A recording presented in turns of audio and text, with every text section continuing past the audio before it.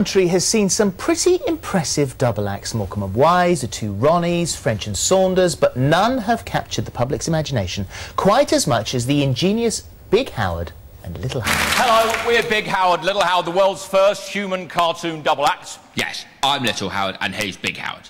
Well, I'm the one that's a cartoon. probably could have guessed that. We've got to be extra funny today, Big Howard. Well, obviously we have. That's why I've written an extra funny sketch, especially for the occasion. Because I don't know if you've noticed this, Big Howard, but we're not famous. Everyone else in the show is famous, and all the audience will be thinking, who the hell are these guys? Saying that, I'm sorry, he's only 6. He's not been doing this for very long. Oh, brilliant. Stealing the show at last year's Royal Variety Show.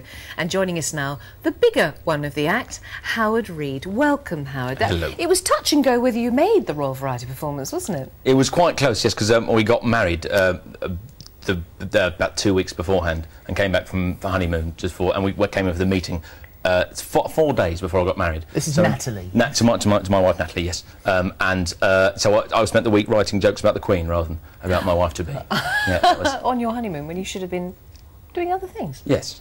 And in that picture there we saw your son, Samson, little Samson. Is that the picture there? Look, there he is. Oh, there's the boy. Oh, yes, look. And how does Little Howard feel about Little Samson?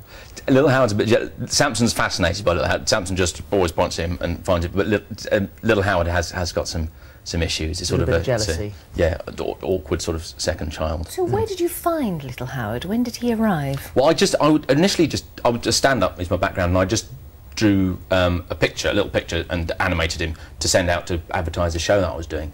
And I thought, well, I wonder if I could make him do stand-up. And we did that a few years ago, and that Little Howard stole the show completely from me. I got reviews saying that I should be written out on the show entirely, which was fun.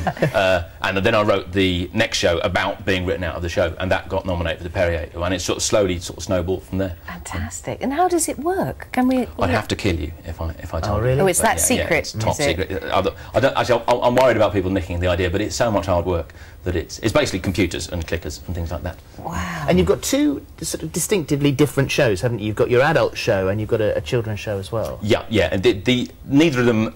I try and make the kids show as family. I sometimes think I'm writing a parent show as well as a kid show, because I try and entertain everyone at once. But the adult shows, pantomime things hit a different level. Yes, exactly. So you're effectively writing 2 shows at once. But with the adult show, you can just write as much filth as you like.